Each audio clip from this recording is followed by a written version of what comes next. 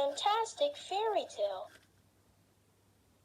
Let me tell you the story of Sleeping Beauty. There once was a king and queen who wanted to have a baby for a long time.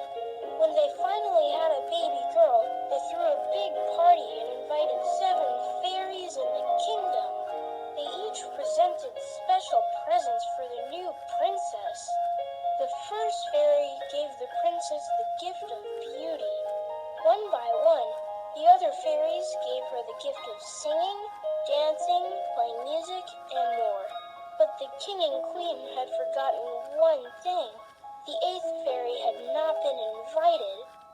The 8th fairy was so upset, she stormed into the party and gave the most horrible and frightening gift. When the princess turns 16, she will prick her finger and die, wished the 8th fairy. Everyone was terrified, but one fairy had not yet given her gift. She then calmed the king and queen and said, "No, she shall not die. She will fall into a deep sleep, and so shall all the court. After 100 years, a prince shall come and wake the princess with a kiss." Although the king had banned all needles from the kingdom, when the princess turned 16, she found a secret staircase in the castle that led to an old woman with a spinning wheel. The princess had never seen a spinning wheel before, so she reached out and touched it. The princess pricked her finger and suddenly fell into a deep sleep. Her parents laid her in a beautiful bed and started falling asleep too.